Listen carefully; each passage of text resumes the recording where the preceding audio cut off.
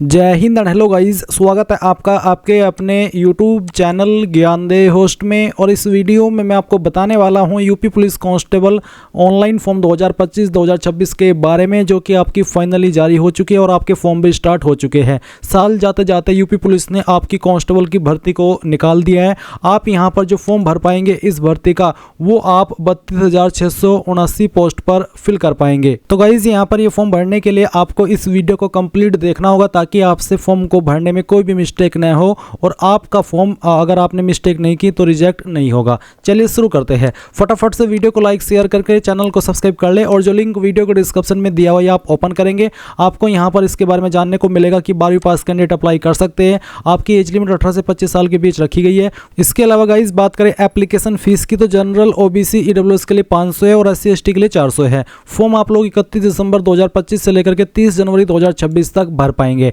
And यहाँ पर बाकी की इन्फॉर्मेशन भी आप देख लीजिए। ये सब इन्फॉर्मेशन देखने के बाद अगर आप इसमें एलिजिबल है पूरी तरीके से और आप ये फॉर्म भरना चाहते हैं, तो आप इंपॉर्टेंट लिंक के सेक्शन में आएंगे और अप्लाई ऑनलाइन लिंक ओपन करेंगे। आपके सामने यहाँ पर ये वाली वेबसाइट आ जाएगी। गाइज ये यूपी पुलिस ने रिसेंटली पोर्टल लॉन्च किया था। इसके ऊपर आप वन टाइम रजिस्ट्रेशन कर लेते हैं, तो उसके बाद में जितने भी फॉर्म आपको भरने होते हैं आप बार बार रजिस्ट्रेशन नहीं करते, डायरेक्टली लॉगिन करके अपना फॉर्म भर लेते हैं। तो अगर आपका पहले से इस वेबसाइट के ऊपर अकाउंट बना हुआ है, तो आप लॉगिन विद अकाउंट इसके ऊपर क्लिक करेंगे। इसमें आप आपका रजिस्टर्ड नंबर या ईमेल एड्रेस डालेंगे, अपना पासवर्ड डालेंगे जो आपने उस वक्त बनाया था, और लॉगिन कर लेंगे। अगर इसमें आपको कोई इशू आ रहा है तो आप फॉरगॉट पासवर्ड के ऊपर क्लिक करके आपका पासवर्ड रिसेट भी कर सकते हैं। इसके लिए आपको आपका रजिस्टर्ड नंबर या ईमेल एड्रेस डालना है, डेट ऑफ बर्थ सेलेक्ट करनी है जो आपने फॉर्म भरते समय भरी थी, और फिर प्रोसीड के ऊपर क्लिक करेंगे। देन आपको मैसेज और ईमेल के माध्यम से एक न्यू पासवर्ड सेंड किया जाएगा, जिसका इस्तेमाल करके आप इसमें लॉगिन हो जाएंगे। इसमें गाइज आपके पास और भी माध्यम है लॉगिन होने के, जो कि है लॉगिन विद आधार ID। अगर आप ये सिलेक्ट करते तो इसमें आपको वो नंबर डालना है जो कि आधार कार्ड के साथ में लिंक है, और फिर जनरेट आधार OTP के ऊपर क्लिक करना है। आपके नंबर पर OTP जाएगा जो कि आप यहाँ पर डाल करके लॉगिन करेंगे तो आप लॉगिन हो जाएंगे। एंड गाइज अगर आप बिल्कुल फ्रेशर है, आपने इस वेबसाइट का इस्तेमाल करके कोई फॉर्म भरा ही नहीं, जैसे कि यूपी होमगार्ड का आया था अभी, और आप पहली बार कोई फॉर्म भरने वाले हैं यूपी पुलिस के लिए अभी रिसेंटली 2025 में, तो आपको इसमें पहले रजिस्टर होना होगा। इसके लिए आप यहाँ पर रजिस्टर हियर इसके ऊपर क्लिक करेंगे। देन आपके सामने कुछ ऐसा इंटरफेस आएगा। अब आप यहाँ पर वो ईमेल ID डालिए जो कि आपको रजिस्टर करनी है, और फिर वो मोबाइल नंबर डालिए जो कि आपको रजिस्टर करना है। उसके बाद आप generate email OTP, generate mobile OTP के ऊपर क्लिक करेंगे। आपको ईमेल और नंबर के ऊपर अलग अलग OTP सेंड किए जाएंगे। ईमेल वाला OTP अगर आपको इनबॉक्स में रिसीव ना हो तो आपको स्पैम फोल्डर चेक कर लेना है, और कभी कभी OTP आने में वेट हो जाता है, यानी कि देर हो जाती है, तो आपको थोड़ा सा वेट कर लेना है।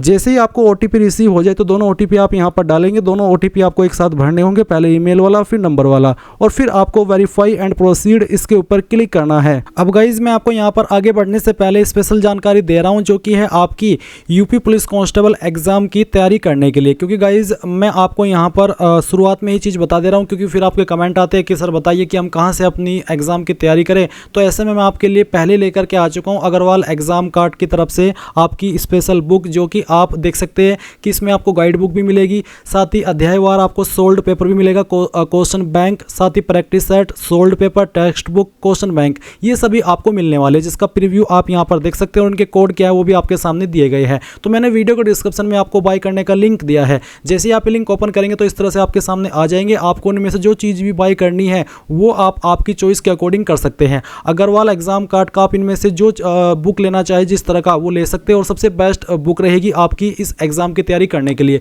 तो आपको देर किस बात की, अगेन आपको इतना जल्दी यूपी पुलिस कांस्टेबल की भर्ती का मौका नहीं मिलेगा। ये क्या पता इसके बाद में कब जा करके भर्ती आई, तो आप इसको लास्ट मान करके अपनी एग्जाम की तैयारी को बेहतर कर दीजिए और बुक को बाय कर लीजिए। कोई भी सवाल डाउट हो तो पूछ लेना, और बुक को बाय करने का लिंक वीडियो के डिस्क्रिप्शन में दिया गया है। गाइज जैसे ही आपका OTP वेरिफिकेशन सक्सेसफुल हो जाए तो आप यहाँ पर सत्यापन का पेज देखेंगे, जहाँ पर आपको बोला है कि I confirm that I have completed 18 years of age. तो आप इसके ऊपर टिक कर देना।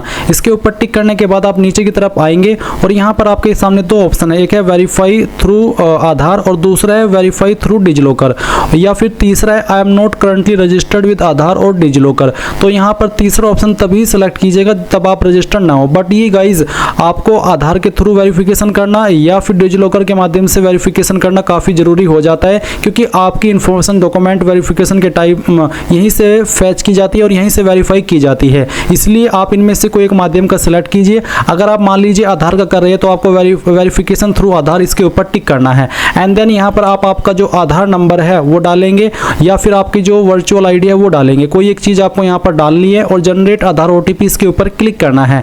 देन गाइज जो नंबर आपका आधार कार्ड के साथ में लिंक है उसके ऊपर एक ओटीपी जाएगा जो कि आप यहाँ पर डालेंगे और वेरीफाई एंड प्रोसीड इसके ऊपर क्लिक करेंगे। अब आप यहाँ पर देखेंगे आधार सत्यापन हो चुका है। तो आपने यहाँ पर आधार सत्यापन अगर किया है आधार के माध्यम से तो आपकी इन्फॉर्मेशन इस तरह से आ जाएगी, जिसमें कि आपका जो आधार कार्ड के अकॉर्डिंग नाम है वो देखने को मिलेगा, आपकी डेट ऑफ बर्थ और आपका जेंडर।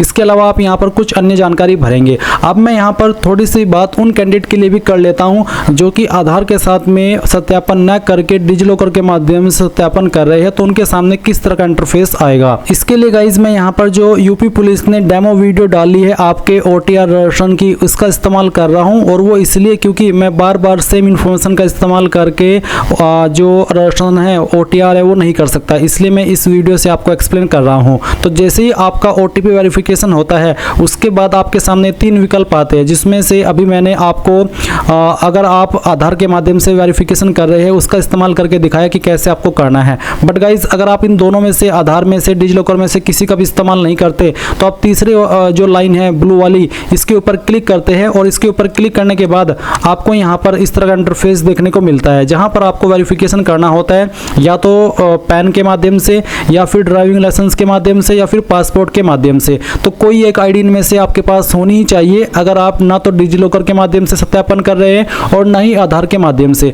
तो जो भी आप यहाँ पर आईडी सेलेक्ट कर रहे हैं उसके बाद में आप उस डिटेल्स को भरेंगे, यानी कि उसका नंबर डालेंगे और अपना सत्यापन कर देंगे। और गाइज अगर आप यहाँ पर डिजिलॉकर के माध्यम से सत्यापन कर रहे हैं तो आपको ये जो ग्रीन लाइन है इसके ऊपर क्लिक करना होगा। इसके ऊपर क्लिक करने के बाद आपको यहाँ पर आपका आधार नंबर डालना है और आधार नंबर डालने के बाद आप ये कैप्चा कोड फिल करेंगे। कैप्चा कोड फिल करने के बाद आप नेक्स्ट के ऊपर क्लिक करेंगे। नेक्स्ट के ऊपर क्लिक करने के बाद में आप यहाँ पर देखेंगे आपको बोला है कि एक OTP, तो बेसिकली आपको यहाँ पर OTP सेंड किया गया है। तो आप यहाँ पर आपका वो जो OTP मिला है आपके नंबर के ऊपर वो OTP डालिएगा जो कि आपका आधार कार्ड के साथ में लिंक है और फिर कंटिन्यू कर दीजिएगा।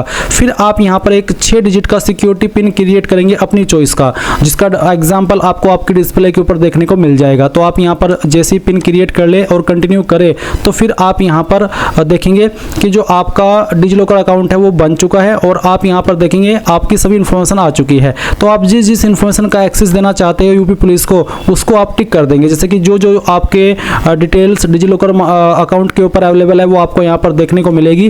तो आपको क्या करना है, आप यहाँ पर देखेंगे नीचे की तरफ आएंगे और नीचे की तरफ आकर के आप इन सभी को सिलेक्ट कर देंगे, यानी कि जिस डिटेल को आप देना चाहते हैं उसके ऊपर टिक कर देना और फिर अलाउ कर देना। अलाउ करने के बाद में आपका यहाँ पर डिजिलॉकर के माध्यम से सत्यापन हो जाएगा। तो गाइज मैंने आपको तीनों तरीके से बता दिया कि कैसे आपको आपका सत्यापन करना है डिटेल्स का। अब मैं यहाँ पर अगेन अपनी इन्फॉर्मेशन से आपको सत्यापन करके बाकी की इन्फॉर्मेशन फिल करके दिखाने वाला हूँ। तो आपको नेशनलिटी के अंदर आना है और यहाँ पर सिटीजन ऑफ इंडिया सेलेक्ट कर लेना है।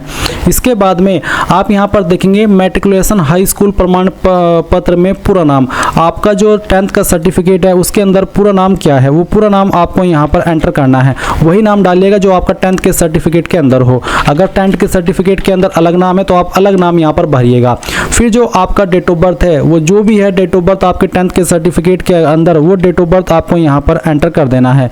तो इस तरह से आपको यहाँ पर एंटर करना होगा। एंड देन आप यहाँ पर देखेंगे जेंडर, तो आपको आपका जेंडर सेलेक्ट कर लेना है। फिर यहाँ पर जो भी आपका फादर नेम है वो आप एंटर करेंगे। फादर नेम को दोबारा डाल करके वेरीफाई कर देंगे। फिर आपको प्रोसीड के ऊपर क्लिक करना है। इसके बाद आपके सामने यहाँ पर कुछ ऐसा इंटरफेस आएगा जहाँ पर आपको पासवर्ड क्रिएट करने को बोला है। और गाइज मैं आपको बता दूं, अगर आपकी डिटेल्स आधार के साथ में मैच नहीं हो रही है और आपको उसको मैच करानी है तो अभी के लिए आप यहाँ पर आई एग्री कर दीजिए कि मुझे पता है कि मेरी डिटेल आधार के साथ में मैच नहीं हो रही है, क्योंकि मेरी आधार कार्ड के साथ में नाम DOB अलग है और मेरे 10th के सर्टिफिकेट में डिटेल्स अलग है। तो आप आगे उसके बावजूद भी बढ़ सकते हैं। बाद में चाहे तो आप आपकी डिटेल्स 10th के सर्टिफिकेट के अकॉर्डिंग करा लीजिएगा। तो आप यहाँ पर आपका पासवर्ड क्रिएट करेंगे। पासवर्ड आपका कैसा है उसका एक डेमो आप यहाँ पर देख लीजिए। पासवर्ड के अंदर इंग्लिश का कैपिटल लेटर, स्मॉल लेटर, कोई एक स्पेशल कैरेक्टर और साथ ही डिजिट, कुछ कुछ इस तरह का पासवर्ड आपको बनाना है जिसमें कि जैसे कि मैंने बताया कि छोटा अक्षर भी होना चाहिए, बड़ा अक्षर भी होना चाहिए, डिजिट भी होना चाहिए और कोई स्पेशल कैरेक्टर भी होना चाहिए।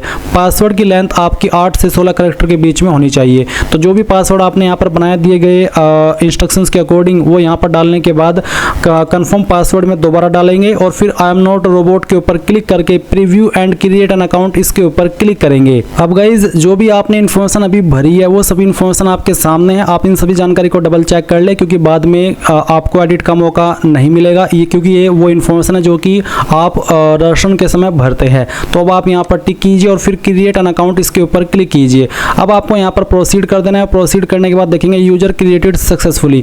अब आप यहाँ से ओके करेंगे और ओके करने के बाद में आपको यहाँ पर लॉगिन होना है। लॉगिन आप 3 तरीके से हो सकते हैं, एक है लॉगिन विद अकाउंट, दूसरा है लॉगिन विद आधार आईडी और तीसरा है लॉगिन विद डिजी लॉकर। तो जिस भी माध्यम से आपको लॉगिन होना है वही आप सिलेक्ट कर लीजिए। मैंने यहाँ पर लॉगिन विद अकाउंट का ऑप्शन सिलेक्ट किया है तो मेरे सामने वाला इंटरफेस आया है। आप भी आपकी चॉइस के अकॉर्डिंग जो माध्यम चाहिए वो सिलेक्ट कर सकते हैं लॉगिन होने के लिए। तो अगर आप यही वाला माध्यम सेलेक्ट कर रहे हैं तो आपको आपका रजिस्टर्ड नंबर या ईमेल एड्रेस डालना है और फिर जो पासवर्ड आपने अपनी मर्जी से भी बनाया क्रिएट अकाउंट करते समय वो पासवर्ड आप डालेंगे। फिर आप आई एम नॉट रोबोट के ऊपर क्लिक करेंगे और लॉगिन के ऊपर क्लिक करेंगे। इसके बाद गाइज आप सिलेक्ट करेंगे कि आप किसके ऊपर ओटीपी चाहते हैं लॉगिन होने के लिए, ईमेल या फिर नंबर। तो मैंने यहाँ पर नंबर सेलेक्ट किया, उसके बाद में उसी के ऊपर आपको ओटीपी सेंड किया जाएगा। वो ओटीपी आप यहाँ पर डालिए और लॉगिन के ऊपर क्लिक कीजिए। अब गाइज आपके सामने कुछ ऐसा इंटरफेस आ जाएगा। यहाँ पर आ जाने के बाद में आपको ऑनलाइन एप्लीकेशन के सेक्शन पर क्लिक करना है। इस सेक्शन के ऊपर क्लिक करने के बाद आपको देखने को मिलेगा direct recruitment 2025 for the post of constable civil police. और आप क्या करेंगे, अब इसके नीचे जो ऑप्शन है, मैं वर्तमान में यूपीपीआरपीबी उत्तर प्रदेश पुलिस भर्ती एवं प्रोन्नति बोर्ड द्वारा प्रतिबंधित नहीं हूं, तो इसके ऊपर टिक करने के बाद आप अप्लाई के ऊपर क्लिक करेंगे। इसके ऊपर क्लिक करने के बाद जो इन्फॉर्मेशन आपने ओटीआर करते समय भरी थी वो आप यहाँ पर देखेंगे। फिर आएगा मदर्स नेम। मदर्स नेम के अंदर जो भी आपकी माता जी का नाम है वो आपको 10th के सर्टिफिकेट के अकॉर्डिंग फिल कर देना है। इसके बाद में यहाँ पर आता है गाइज मैरिटल स्टेटस। तो आपको सेलेक्ट करना है आपका स्टेटस क्या है, अनमैरिड, मैरिड, डाइवोर्स्ड, विडोड या विडोवर, जो भी है वो आप सेलेक्ट कर लेना। उसके बाद पूछा है कि क्या आप उत्तर प्रदेश के मूल निवासी है।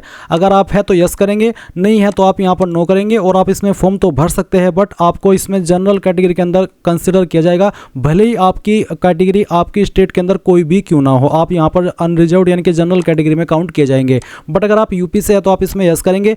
यस करने पर आपको यहाँ पर निवास प्रमाण पत्र की जानकारी देनी है। गाइज जो निवास प्रमाण पत्र है वो आपका 1 अप्रैल 2025 के बाद का बना होना चाहिए, क्योंकि जनरली जो यूपी पुलिस के अंदर फॉर्म भरे जाते हैं उसमें जो इस तरह से डॉक्यूमेंट्स ले जाते हैं वो 1 अप्रैल 2025 के बाद के लिए जाते हैं। वो बेसिकली 1 अप्रैल का एक टाइम लिमिट रखी जाती है और अगर आपका 6 महीने से पुराना है तो आप इसमें इशू करेंगे। बट फिर भी मैं आपको बता रहा हूँ कि आपका जो सर्टिफिकेट है वो 1 अप्रैल 2025 के बाद का बना होना चाहिए। अगर उससे भी ज़्यादा पुराना है तो आप उसको बनवा लीजिएगा।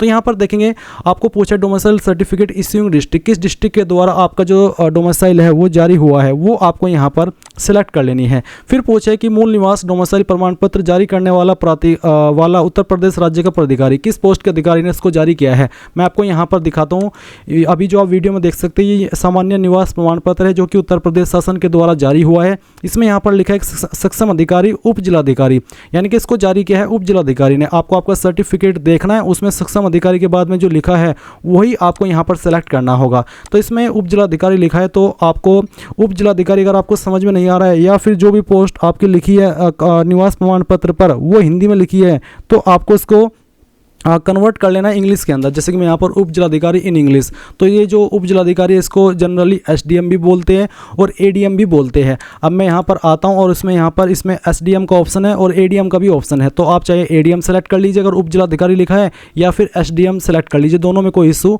नहीं आएगा। फिर पूछे मूल निवास डोमिसाइल प्रमाण पत्र जारी करने की तिथि, यानी कि किस डेट में सर्टिफिकेट जारी हुआ है। तो ये जारी हुआ है, यहाँ पर जारी दिनांक के सामने एक डेट आपको मिलेगी, वो डेट आप यहाँ पर सिलेक्ट कर लेंगे इस तरह से कैलेंडर के ऊपर क्लिक करके, जैसे कि मैं आपको दिखा रहा हूं।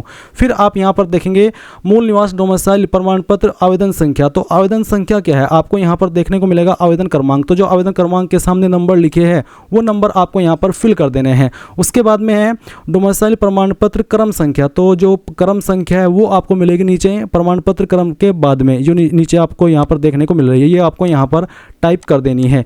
इसके बाद में आप नीचे की तरफ आएंगे और जो आपकी कास्ट कैटेगरी है वो सिलेक्ट करेंगे। अनरिजर्व्ड है तो कोई अतिरिक्त ऑप्शन नहीं आएगा, बट अगर आपकी कैटेगरी ईडब्ल्यूएस है, ओबीसी है या एससी एसटी है तो आपके सामने इस तरह से अतिरिक्त ऑप्शन आएंगे जहां पर आपको सेम वे में बताना है कि कौन सी डिस्ट्रिक्ट के द्वारा आपका जो कास्ट सर्टिफिकेट है वो जारी हुआ है, फिर गाइज कौन सी पोस्ट के अधिकारी ने इसको जारी किया है। अभी जो आप वीडियो में देख सकते हैं कि जाति प्रमाण पत्र है जो कि उत्तर प्रदेश शासन के द्वारा जारी हुआ है। इसमें यहाँ पर आप देखेंगे सक्षम अधिकारी के बाद में लिखा है तहसीलदार, यानी कि इसको तहसीलदार ने जारी किया है। तो आपको आपका सर्टिफिकेट देखना है कास्ट का, उसमें यहाँ पर सक्षम अधिकारी के बाद में जो कुछ भी लिखा है उसी पोस्ट को आपको यहाँ पर सिलेक्ट कर लेना है। तो चलिए मैं तहसीलदार सेलेक्ट कर लेता हूँ, फिर किस डेट में जारी हुआ है वो डेट आप यहाँ पर सेलेक्ट कर लेंगे। उसके बाद में यहाँ पर आपको कैटेगरी सर्टिफिकेट एप्लीकेशन नंबर मतलब आवेदन क्रमांक, आप यहाँ पर जो आवेदन क्रमांक के सामने लिखा है नंबर वो नंबर फिल करेंगे और फिर कैटेगरी सीरियल नंबर के अंदर आपको यहाँ पर जो आपका प्रमाण पत्र क्रमांक है वो आपको फिल कर देना है।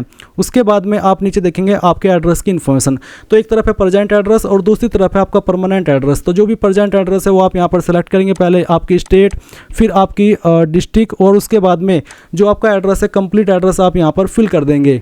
देन गाइज आप यहाँ पर देखेंगे पुलिस स्टेशन, तो जो आपका नज़दीकी पुलिस स्टेशन है वो आप लिखेंगे और आपका जो पिन कोड है वो भी आपको यहाँ पर डाल देना है। इसके बाद पूछेगी कि आपका प्रेजेंट एड्रेस और परमानेंट एड्रेस सेम है, अगर सेम है तो आप इस बॉक्स को टिक कर देना, अगर अलग है तो अनटिक करके अलग से परमानेंट एड्रेस फिल कर देना। फिर यहाँ पर जो आपकी होम स्टेट है वो अगेन आप सेलेक्ट करेंगे और जो आपकी होम डिस्ट्रिक्ट है वो भी आप सेलेक्ट कर लेंगे। फिर आप यहाँ पर सेव करेंगे और नेक्स्ट के ऊपर क्लिक कर देंगे। इसके बाद आपके सामने यहाँ पर कुछ सवाल आएंगे, इनमें आपको आंसर करना है, जैसे कि क्या आप स्वतंत्रता संग्राम सेनानी के आश्रित है, अगर है तो यस, नहीं तो आप नो कर देंगे। क्या आप भूतपूर्व सैनिक है, अगर है तो यस, नहीं तो यहाँ पर भी आपको नो कर देना है। फिर पूछे क्या आप उत्तर प्रदेश के राजकीय कर्मचारी है और आपके पास अपेक्षित प्रमाण पत्र है, अगर है तो यस, नहीं तो यहाँ पर आप नो करेंगे। फिर क्या आपने कम से कम 3 साल के लिए होमगार्ड के रूप में सेवा की है, अगर आपने की है तो यस कर देना और आप यहाँ से ओके कर देना, और अगर नहीं की है तो आप यहाँ पर नो कर देना। उसके बाद आप सेव करेंगे और सेव करने के बाद आप नेक्स्ट के ऊपर क्लिक कर देंगे। फिर गाइज आपको यहाँ पर अपनी जो क्वालिफिकेशन की जानकारी है वो भरनी है। तो इसमें मेरी 10वीं की इन्फॉर्मेशन पहले से ऐड है, अगर आपकी पहले बार आप OTR कर रहे हैं तो आपको 10वीं की इन्फॉर्मेशन भरनी होगी, कैसे भरनी है वो जान लीजिए।